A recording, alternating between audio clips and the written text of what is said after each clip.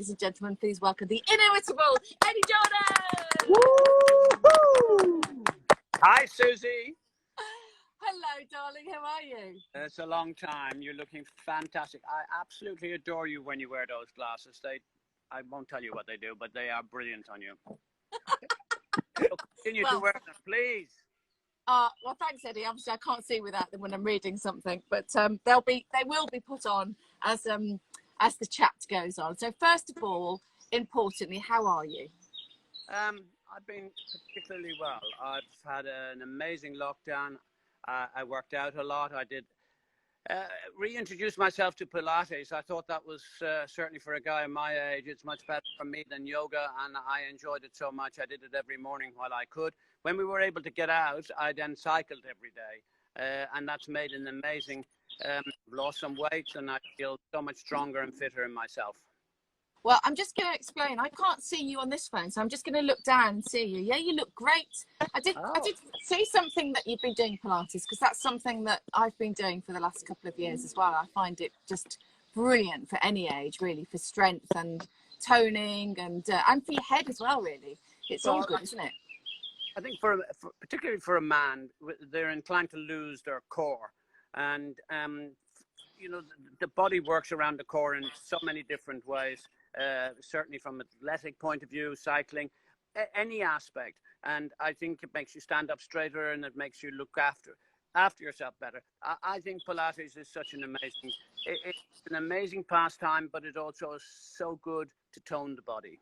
Yeah, I completely agree. I combine it with yoga for sort of internal organs as well, and for thinking, and a bit of meditation sometimes, and just taking a bit of time. And that's, I suppose, what the lockdown has been good for. We've been able to take some time, haven't we, and give more time to our families and our friends, and just to take in the world around us. So that, I guess, has been the positive of what's happened.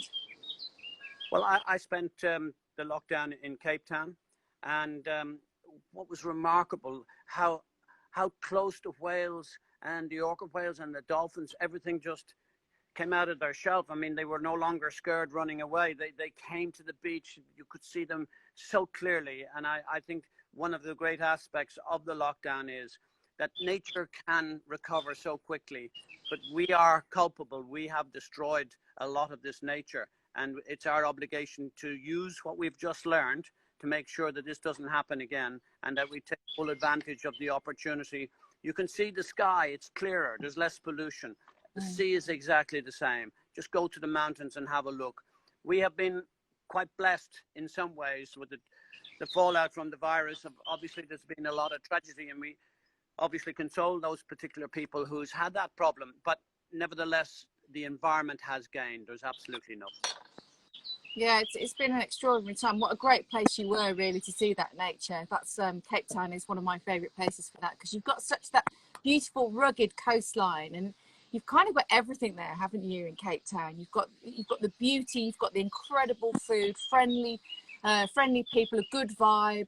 It's just a wonderful place to be. And now you're in Spain. There's no stopping you these days. Well, this is sort of, we're not sure we were able to go to do this, because as you rightly talked about the quarantine and various other things, we're still working on it. But July has traditionally been a time for the Jordans to kind of congregate, to come together, to have a little bit of family time.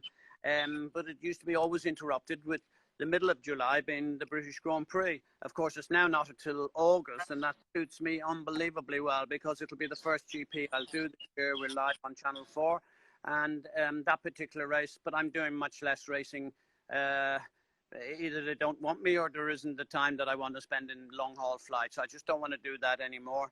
I've done it for far too long. But it was an amazing journey. As you know, we worked together for a vast number of years, and it was really unbelievable fun thinking back. But there comes a time when you say, you know, enough. In those long haul flights, I can't do those anymore. Yeah, it is the travelling. It's always the travelling that's a pain in the bum. I definitely haven't missed that during this time. I've missed the racing, of course, but not the travels. But I think, I don't know, watching you from when BBC kind of gave up Formula One and Channel 4 took it on, you started seemingly then to sort of slow it down a little bit more and travel with the family more and spend more time with them. And have you been enjoying that time? Well, everything from my life when I started with both racing and stuff in my 20s, early 20s, to now in my early 70s, you know, that's 50 years. I think there's only so much you can do. Most people retire after about 30 years of service, and I've actually done 50. I'm still working. I still write for a couple of different people, but not always in motor racing, mainly actually in sailing. But I do a couple of Grand Prix because I do, you know, Mark Webber is there now, and he's such a really cool guy alongside DC, who for me is probably one of the best pals I've ever had. I mean, he's an amazing guy. But we do miss you. We talk about you all the time, Susie. And I think when we were able to rock up and go up and down that pit lane and the crazy things that we did, I sent you some pictures the other night about recalling those activities were insane. And I think television has changed. I think it's become much more critical in terms of how it is, and the things that we used to do or get away with or whatever it is. People think that we can't do those sort of things anymore. Not that we did anything bad, but it's much more protocol now and how things are interpreted, really. We did have an enormous amount of fun. I just want to redress something that I said to DC, because we were talking about when I came into Formula One, and I said I had a hard time the first year. And he said, oh, I didn't really notice. And I said, well, EJ gave me a hard time for starters. And I was kind of playing, but not playing. But for the first half of the season, you did actually give me a hard time. And we went on to be brilliant friends and have great times after that. What? Are you asking for an apology, or what am I supposed to No, I'm not. No, but because I've said like it out there, a lot of people are like, oh, I'm surprised you've got EJ on. But I just want to say that you and I are very great friends, even though we don't see each other very often. And we were very close in Formula One. But for the first few months, it was a bit difficult, wasn't it? Why? Well, you've caught me on something that I have no idea about. And it's important to know these things, because if that's what happened and you think maybe I was standoffish or austere or whatever it is, or I didn't embrace you. I mean, first of all, I'd have to say that we all believed, and we still believe, that Jake was a very professional guy, and maybe he made us more comfortable in the beginning. You were starting on a new thing. You'd left MotoGP, and probably it took me a couple of races to realize how unbelievably good you were. And I still think about the preparation that you did and how you actually approached all the different questions, and you had most of those covered ever before they would get asked. So as regards your professionalism and your style, I think was amazing. Maybe it was, you know, motor racing I wasn't used to. I didn't know you previously, and I'm not sure if you think that was obvious to you. Then I do sincerely apologize, because it certainly had no intention. And I honestly, I'm not looking for an apology at all. I think it was probably just the change and the switch up, and that just happens sometimes when you've been comfortable. Because I think it was a bit of a surprise that Jake left, actually, wasn't it? I don't think any of you, you know, he hadn't started the season saying this is going to be my last season. He just suddenly kind of made the decision and went, and then suddenly you've got someone new there. So I do get it. I understand. And also, when you're working in a live TV environment, you know, it's quite adrenaline fueled. And from your perspective, you want to be asked the right questions. And maybe in the beginning, I mixed it up a little bit between you and David while I was trying to kind of, you know, find my own feet. So it was probably that. But what a laugh we did have, Eddie, moving on. I mean, looking back at those 3 years, the things that I remember that were really fun was, first of all, when we went to Turin. Do you remember when we drove the Fiat 500s to Monza and then went on the old track? I certainly do. But that was iconic. You know, we were able to do. That's why I say, for me, the Formula One, not being able to do those sort of little features is certainly one of the reasons why it doesn't really excite me as much going to the races and doing these programs for the television, because it's like, you know, that particular one in, you know, Monza is such a very special place. It was one of the things I got very, very lucky. I won the Grand Prix there in 1999, and it sticks in my mind forever, as indeed the day that we went to the old track with those Fiat 500s. If you remember, we went to the factory in Turin, up along the car park as well, which we were all trying to play the Italian job or whatever. It was hilariously funny, and they're kind of things that very hard to capture on screen, because you don't necessarily, you know, the offshoots, they're the ones that I think that I'd like to see, and had great fun with those. Yeah, they were great fun. We couldn't get out of the cars, could we? Because the doors were so heavy and it's so steep. Do you remember we were just sliding down? I was trying to do the opening piece to camera and we were all hanging on to each other, sliding down the bank. Great, really great time, some great racing. And obviously, a big part of the Lewis Hamilton era. For me, I was really excited to interview Lewis when he became world champion. And ahead of the Formula One this weekend, they're getting back on track, which is really great news. What have your thoughts been on what's been happening during the winter? Let's start with Sebastian Vettel because it's his birthday today. And yesterday the news came out that he said there wasn't a deal on the table and so Ferrari didn't offer it. There wasn't a sticking point. They actually didn't offer him a deal. What did you make of that? Well, to be honest, I felt this has been coming for a little while. Sebastian is one of the all-time great guys in terms of superhuman guy, has time for most people, loves chatting and stuff like that. And I'm not surprised. I think he never found the love that was so obvious in Red Bull. And when they put their arms around him and he won all those championships, 4 world championships, then to go to Ferrari with all of that hype and with all the activity, forget about money for a moment. But, people thought that they were going to get more. And in actual fact, they didn't. I think Ferrari, the car this year, when it came out, he knew in Melbourne, he knew that car was seriously flawed. I think they've redressed that in some ways now. They've redesigned it, and hopefully for Formula One's sake, hopefully for Ferrari fans, and of course for Leclerc and for Vettel when he does leave. But I think this car is a problem, and we'll soon see us on Sunday because I do not expect to see the Ferrari at the front. Having said that, I'd probably be proved wrong yet again. But that's my situation, and I think it was easy for him to leave because he had thought it had come to the time when, in actual fact, he'd done enough, and he wasn't going to be able to move on from where he was. And I see, look at Daniel Ricciardo. He's another one who left Red Bull, and he hasn't found fame or fortune anywhere. And, has his career gone backwards? Sadly, I think so, because he's one of the great characters of Formula One. But careful what the team gives you. And I think that Jordan had that ability, in other words, to try and bring out the best in young drivers. But then the difference was I used to sell them on everywhere to make money to run the team. So it was a different system. But I think it's important to know that there are teams that can embrace you and get more out of you. And I think Ferrari is a little bit austere. It's a different program altogether, and you need to be a certain character in there, like Michael Schumacher was, like Jody Scheckter was, both champions with Ferrari. I think you need to be very resilient and very tough to make championships stick at Ferrari. Yeah, it's fascinating, isn't it? Because obviously Sainz is going there, was only signed for 1 year, and we know that Lewis Hamilton is still trying to do his deal with Mercedes. Do you see any big changes? Maybe not next year, but the year after?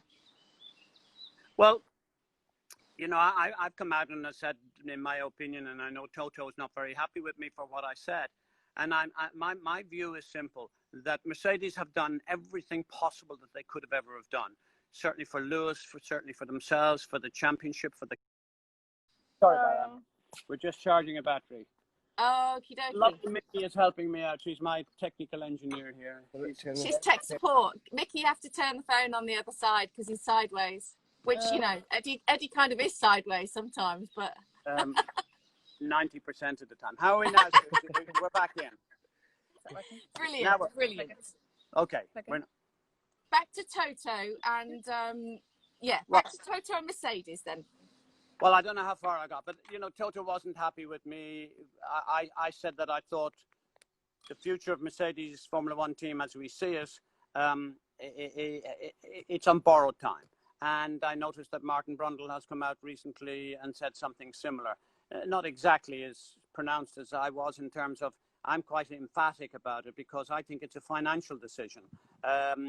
Mercedes having achieved everything that they could have ever thought about doing, both with Lewis Hamilton, with themselves, with the car championships and everything like that over the last 5-6 years. And with the problems that there is in the oil business in the world, I think Petronas will have difficulty justifying to their shareholders and their people who wanting to see some form of dividend for the investment that they've made. Same thing applies to Mercedes. And I think Mercedes are looking hugely at the future of the automotive industry, whether or not it's electric, hydrogen, all of the different concepts. And we in Formula One, if it was me, I think there needs to be an immediate study as to where Formula One is going to in the near future, because I think we're on borrowed time. I do not believe that we'll be still racing naturally aspirated petrol cars in 3, 4, 5 years' time. I can't see it personally. Of course, I'll miss it, and I think it's will be a terrible shame. But, you know, life moves on, and we have new concepts of energy, and we are obliged to look after our planet in a far better way. And we talked about lockdown. Look how clear the sky is, the less pollution. It's the way of the future, Susie, whether we like it or not, it's going to happen that way. And I think once the initiative starts, it will be a massive roller coaster. And what we will see is a complete, maybe even before 3 years' time, we may see something dramatic coming that will change our view and our impression of what Formula One is. Right, so you see it as a massive overhaul within Formula One, and Formula One will still exist, but will look very different. Is that what you're saying? Well, I think it will be not far off the lines of Formula E, which when it started, most people thought they were crazy. And look how successful. Look how many manufacturers. Exactly, that's the point, isn't it? And look, manufacturers are running away. No, they're not running away, but they're very cautious about their investment in Formula One, because they can see that there is no end game. The end game is coming at them very quickly, and they need to find new, exciting efforts. But, you know, the one thing about Formula One was the noise. And they lessened the noise with the engine. I think that was a mistake. And we know what they've done with the lovely girls and lovely people, lovely guys, when they did the grid walks and stuff like that.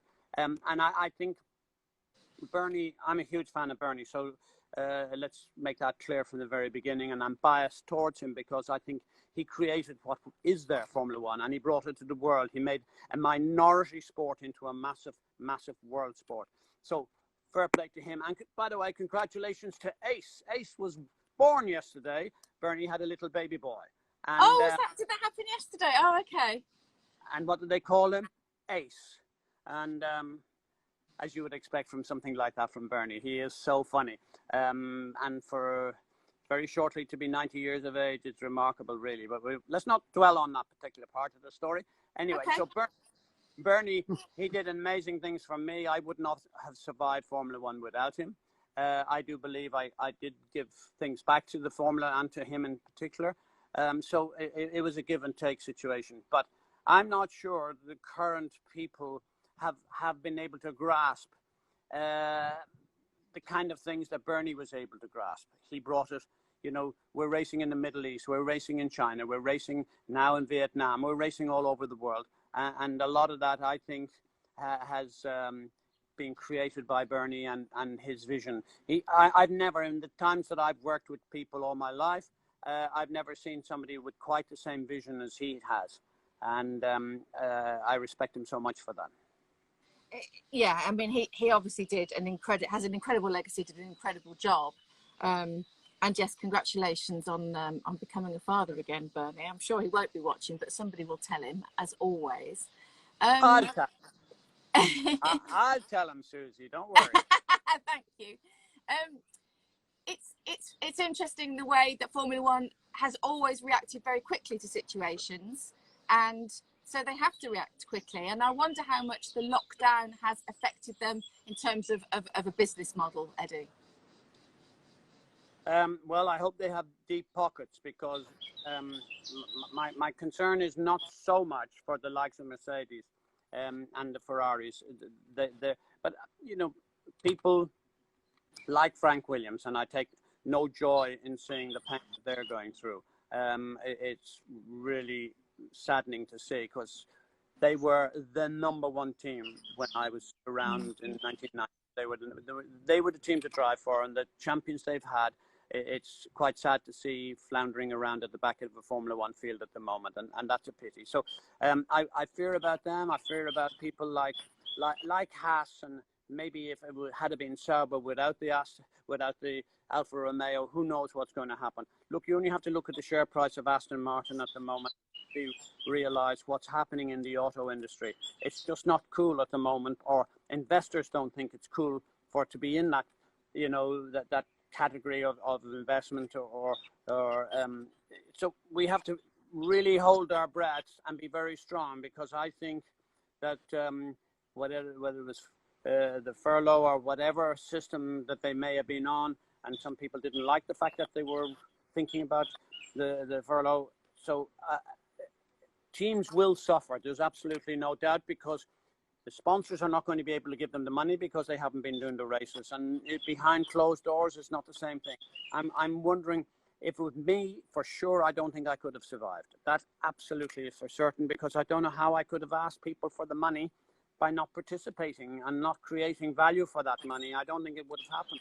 Well, it was hard enough at the time, wasn't it, for you being an independent team owner? I mean, it was an extraordinary story that you told, that you lived. And I mean, your life is extraordinary, really, Eddie. And I know that you talked about it a lot on podcasts and documentaries and things like that. But, when you look back to what you did, and when you just said about Bernie, I hope I gave something back. I mean, Jordan GP team was just amazing. I mean, it brought something to the table that nobody else had ever thought of. But how difficult for you, honestly, to come up to Formula One and have to find that money, something like $75 million at the start of each season, was it? Well, it was at least that, Susie, and even then it was never enough. But I'd have to say a couple of things. I had a very small team, and I had alongside me two absolutely massive people. Gary Anderson, who a fellow Irishman who designed those cars at the beginning. The 91 car was probably, and still gets voted, the most beautiful Formula One car. The 7-Up car was just absolutely magic. And of course, Ian Phillips was a mucker of yours and a mucker of mine. He kept me on the straight and narrow, used to kick me on the ankles every time we'd be having a meeting. Hilarious fun. And it grew from there. And there was a very small number of people. And we kept it ourselves. I didn't burden the team with the financial worries, but we had plenty. Order 14s, bankruptcy. I was on first name terms with every bailiff in Northampton. But that's the way life was. When you had a passion, you had a dream, and you believe. And I believed 100% that we could pull through. I believed even in our darkest times that we could get on and win some Grand Prix. And it was the drivers that we had that made it special for me. When I just think back of people, 82, we gave Ayrton Senna his first ever drive in Formula 3, and very soon after was Damon Hill, and then Michael Schumacher, all world champions. And of course, you mustn't forget the Johnny Herberts, and who won a championship, and Jean Alesi's, Rubens Barrichello, Eddie Irvine, Giancarlo Fisichella. It just goes on and on. And that's where I think they were lucky. Yeah, it's such an incredible lineup, and Johnny's been on, Martin's been on. Obviously, I can't imagine that your ears haven't been burning over the last couple of months, because so many of your old mates and drivers and co-coms and things like that have been on here and talking about how Formula was back then. And one of the things that Martin and Johnny said, and DC actually, to a large degree, they all said they weren't selfish enough to win the title.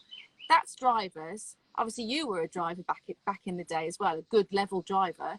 But what about team owners? How selfish does a team owner have to be? Equally, I would say, but probably not as outwardly pronounced. I mean, people often used to say strange things about what does Flavio Briatore know about Formula One. But let's not forget what he delivered. He delivered unbelievable success for Alonso with the Benetton team and most places he went. So, he had a fire in his belly. He was determined to do things.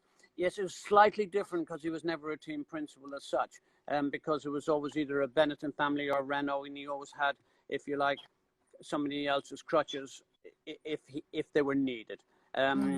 So it was slightly different in my day, where it was Marie and I, we decided to go this journey, and we wanted to do it on our own. It's not as if we wouldn't take corporate investment. Of course we would have, but it was never offered in a way that was palpable to me and something that I thought that would be acceptable. I always wanted to be sure that I could make my own decision, and I didn't have to revert to anyone, except on the odd occasion might have to say be nice to the bank manager, but apart from him there was nobody else. You know, it was whether we go racing or whether we don't go, and it depended on how well we went racing. But I do feel, you know, there was, you know, the Ron Dennis era and the Frank Williams, Tom Walkinshaw, be good to him, and then you had Enzo Ferrari, you had Luca de Montezemolo, you had so many really top quality people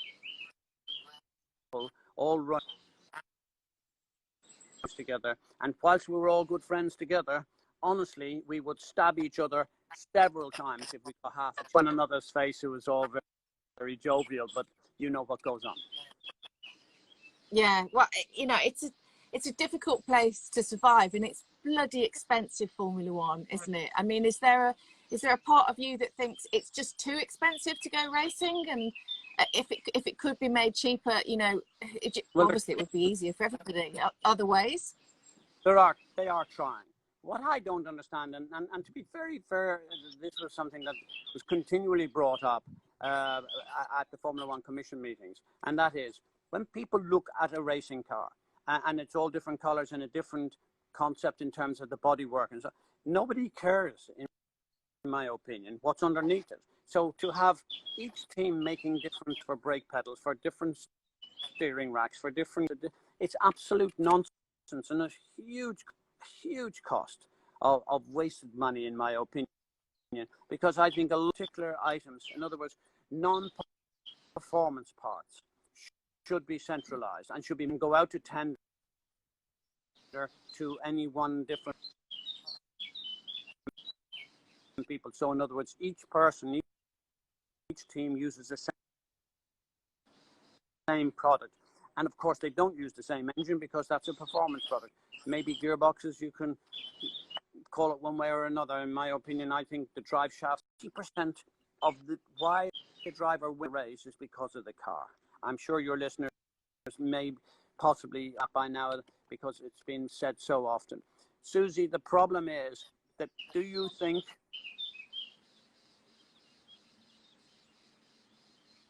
Struggling to hear Eddie again, aren't we? Are we gone there? No. I'm struggling to hear you, Eddie. That's the trouble. I think we can still see you. Okay. Is it Eddie then? Well, here. Is that any better? Yeah, I think so.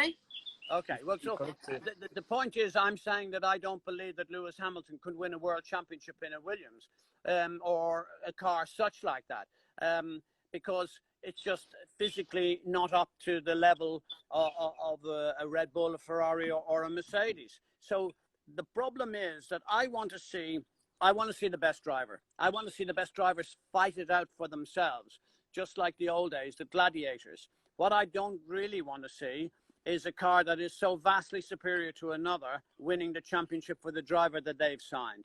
And I hope I'm making that clear both to you and to your listeners, because I for some time now saw that money, which in many cases can be the ruination of all, the creator of all evil. But in motor racing terms, unless you have the money, you cannot win. And Lewis Hamilton is the product of that. But there is also another aspect that the best driver, Suzi, invariably winds up in the best car. And that's something that has happened over years and years and years. You go back in 50 years, it's still the same. But it's obvious now as well. So Lewis, well done. He's put himself in a perfect position, put himself into the best car, given himself the best chance. And I have no doubt that he will be the world champion again this year. Yeah, so in your eyes, Lewis is the best driver in the world right now? I have no doubt about that. And what will he do if Mercedes pull out? What will he be thinking about his deal? Will he be thinking that Toto might jump to another team or take a different role within Mercedes? I mean, How do you think that will play out? Well, I think Lewis now has been, unlike a lot of our drivers in the past, I think he is becoming pretty iconic in terms of his appreciation, what he's achieved for many different things. And I'm not talking about the recent press that he's got himself involved in. I'm just thinking that Lewis Hamilton as a racing driver, for me, is simply amazing. And there are a couple of people who come into that category. I mean, Alan Prost for sure, Senna, Schumacher, and Hamilton. You know, there are four people, and I'm not including Sterling Moss or Fangio or Jimmy Clark before people respond to you Different era, really. and criticize me. But of the modern era, that's who I think are the really ones that stand out for me.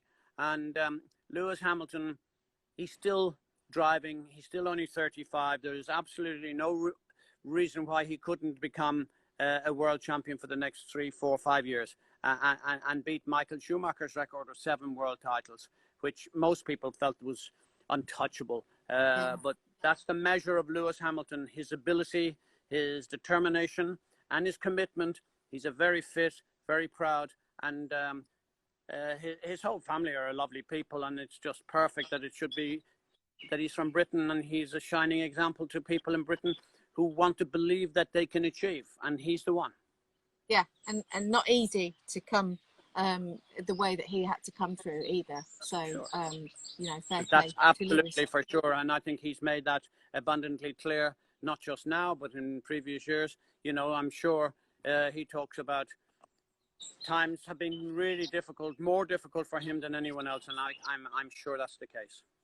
I'm sure, and they definitely need to look at that, and hopefully this new commission, this Hamilton Commission, will be making changes and helping in that situation, which is really good to see. I wonder what you think about Vettel taking a year out and coming back in again. Do you think that's possible, or do you think he'll just quit? I think it'll be a big call for Toto, because whilst on one hand Valtteri Bottas has been an amazing teammate for Lewis, but he's also been an amazing teammate within the entire Mercedes family. I think various different pressures, whether it be German pressure, Yeah, I think Vettel, it would be the dream team, not as far as Lewis would be concerned, but as far as Mercedes was concerned, to have the homecoming of the 4 times world champion, a German driver, Sebastian Vettel. I do believe that has to be a consideration. So if I was Bottas's manager, which happens to be Toto as well, so it's a very confusing situation, and we won't even think about that one. How terribly Formula One. Pardon? That's Formula How One. terribly Formula One. I'd be looking for another seat. But, you know, no doubt about him. But it's a bit like the situation with Barrichello and Massa. It comes a time when people have to move over for various different reasons. You know, he's had a very good time there. But did he put up a big enough fight against Lewis? I think he did.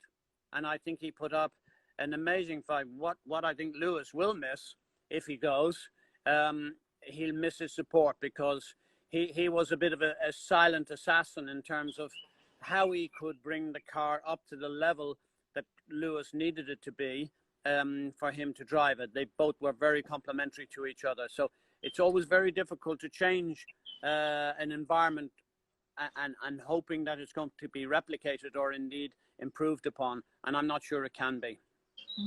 Would you like to see Lewis at Ferrari? Is there any part of you that feels... I feel quite certain that he will be in Ferrari. I feel quite certain that he'll be in Ferrari in the near future. I think 2022. I think the 1-year deal with Sainz is a slight giveaway. Yeah, for sure. Charles Leclerc is a shoe-in. He's a certainty, and he is enormously quick. If anyone, in my opinion, the 3 real quick drivers at the moment is obviously Max, which we haven't spoken about.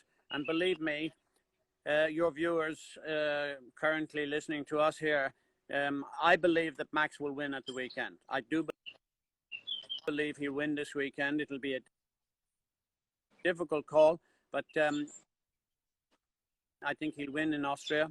I suppose, but he's going to bring a bit of Lewis a lot closer than he did in years gone by. Second Yeah. thing I'd like to say is that I think Charles Leclerc is a stunningly quick young driver, and I think that he is blended into Ferrari unbelievably well.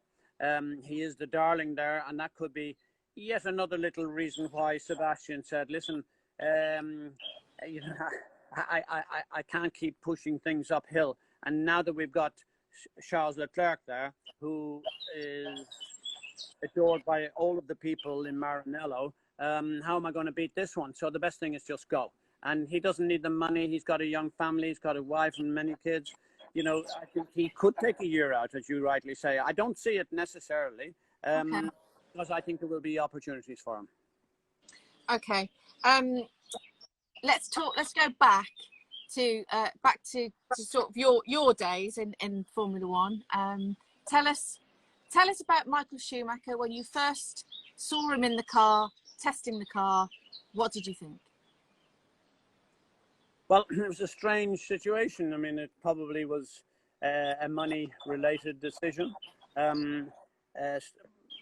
People may remember that I had a driver called Bertram Gasho. He was arrested in England for spraying mace on a taxi driver. He got sent to prison, which most people didn't believe could happen. And I needed a driver. The next race was Spa. And an old teammate of mine, you talked about me and my driving days when, you know, I was with Stefan Johansson at the Marlboro team at the time. Yeah. That was an amazing team, wasn't it? And I wanted Stefan to drive the car, but Stefan was prepared to drive the car, but he had no money, and I would have had to pay him something. So there was this guy that we've been friendly with in Mercedes, Gert Kramer, who was the head of marketing, and he was pushing for this guy that I had seen in Formula 3, and he had been recently in a sports car. But truthfully, Suzi, I didn't even know how to spell the name Schumacher. It was kind of a weird and wonderful thing. I saw the name and I just didn't reflect on it. And he came with £150,000, and that's how much it took me to change my mind from Stefan to Michael Schumacher. And I obviously was concerned. I didn't think he could do anything. And he turned up on the Wednesday before Spa at Silverstone. And I remember Trevor Foster ringing me up and said, "Listen, could you check with the circuit, with Silverstone Sid, has he changed any of the places or parts of the circuit? Because this guy's doing a time that you will not believe for a kid who's never driven a Formula One car before." So I said, "Come on, Trevor, you must be joking." So anyway, I went over and saw Sid, and he said, no, everything was the same. Then I went to see him, absolutely blown away. You know, there was only two people ever that I could safely say within an immediate effect. One was Senna at Silverstone in '82, and here was Michael Schumacher, again, doing exactly the same thing. Times that you wouldn't believe were possible in a car that was set up for somebody else. So, yeah, he was an immediate impact. No surprise to me that he went on to win 7 world titles. Would I have fought harder to keep him? I would have, but, you know, Bernie was helping me with giving me some money to realize the chances of you being in business next year are 0, and I need him in Formula One. So why don't you take the money and give yourself a chance to stay in business? And so that's why I sold him to Benetton. And, you know, I have no regrets. I stayed in business as a result. We don't want to be bankrupt heroes at the end of the day. It's what I always say to my kids. And that is that, you know, be pragmatic about life. See what is possible and not possible. And make sure that you, when you make it possible, that you believe in the product. I didn't believe that I could hold on to Michael Schumacher full time. I just got lucky to be able to bring him into the sport. And I take some joy when I see all those races that he's won. And I take, as you rightly say, you know, and I, you know, if there was an opportunity and, you know, who knows what happens. The Lord may take him away, and maybe for everybody, it might just be the best solution, because I cannot see at this stage how he's going to come back to where he was. Well, it's a situation that we don't really know much about, really. It's obviously been controlled by his family, and we wish him and the family obviously all the best, and hopefully he can recover. Let's see what happens. Eddie, Senna, Schumacher, How do they compare? Very different characters. I'm not just talking about very talent different on track, just also in terms of the Yes, way no. they looked at racing. Well, you have a situation where most people have a choice. If you were asked 99% of the people on the street and they had a view, half would probably say Senna, or maybe slightly more, and then the other half, so to speak, would be with Michael Schumacher. Michael was clinical. They both had some flaws just at that given moment. And, you know, things at Monaco where Michael, in my opinion, deliberately crashed the car in the last lap to make sure he got the pole position. Yeah. I think that's their little tiny things that for me makes me believe that he wasn't the best. There were too many little areas like that. There was obviously some uncertainty about the car itself when he was with Ferrari. And you know, I never liked the fact that, remember, with Irvine and Barrichello and Stefan Johansson and John Alessi, when I did the contract with Ferrari for those drivers, there was always a clause that Michael had the ability to be number one and to pass those drivers. I never would allow that in my team. Ferrari were dictated to by Michael. He was that powerful. And they're one of the little small things as to why I think he's not the greatest. Is Ayrton Senna the greatest? Arguably, you could say yes, but actually I have a completely different view on this. I think the greatest driver of the modern era is Alain Prost, and soon to be followed by Hamilton. But Alain Prost, for me, won 4 world championships. He lost one championship by half a point. He lost another championship by 1 point. The guy never minded who his teammate was. He didn't dictate to the team. He went out and he raced his car against everybody, and he did it the best way possible. He may not be the most favorite of every people in terms of the personality, his look, his image, the way he swagger, he went around the place. But if I was to give you my view, which I just have, I think Alain Prost is the best driver we've had in a total capacity. And for anyone who'd like to know why they call him the professor, it's very simple. He did a race in America when it was the head of Michelin at the time. He said, "You cannot drive the car like this."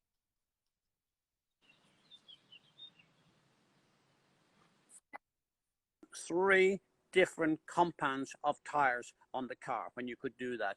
And for any driver who has that kind of a feel or understanding about a car to get the very best out of it in a given set of circumstances, you have to think that's why he called him the professor after that race when he won it. And it's one of the great little stories that I have because I cycle with Alain. He's forever there. I mean, he's just a cool guy apart from anything else. And I think he's very humble. He'll do anything for charity. He's a real proper chap. Yeah, I remember when we used to interview Alan in the paddock during the show, and we would all end up, because he's quite quietly spoken, isn't he? But he's so beguiling and engaging that you start to lean in to listen to him.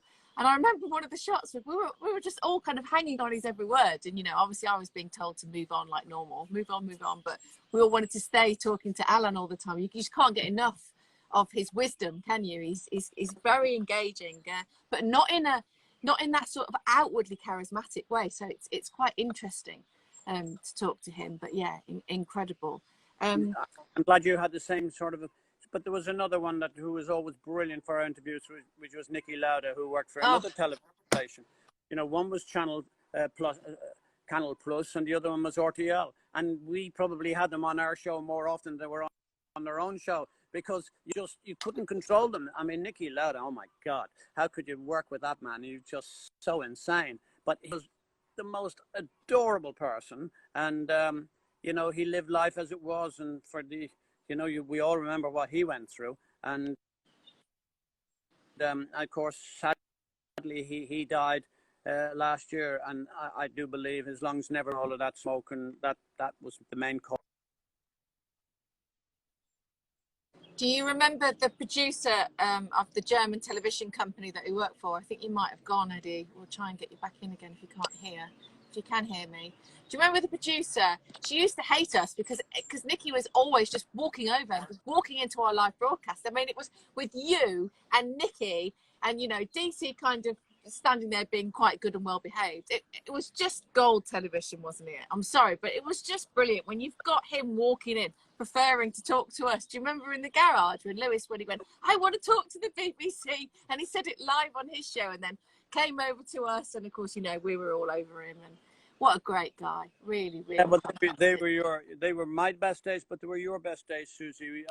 They're the days that I remember when we were able to do that sort of thing. And to be fair, producers like, you know, the editor on the show would allow us, and he would go out of his way to make it into a more entertaining sports package. And I think that's what Formula One still has the ability to do, sport. And, yeah. I think also we've lost you for a second, but it's just on very along the very side difficult. and to know what is that. It's very difficult. Sorry, It's very difficult. Also, when you no, it's okay. It's just a bad line. We'll go with it, Eddie. Don't worry. When you're doing a highlight show rather than a live show, to actually, you know, we used to have to do some highlights at the BBC, and we all used to hate it because I remember you used to get bored very quickly, and I used to try and keep you entertained, and David as well. So we could have some editing. You what? What do you mean by that? Nothing bad.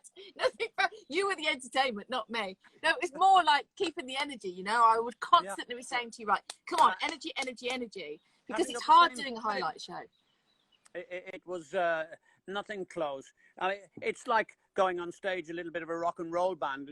You know, you have to do it live on stage, doing a pre-record and sending it out to people on a video. It's never the same thing because you can redo it, and invariably editors will make you redo it, and it's so annoying. I just like a first take, and whatever comes out, and that's usually it.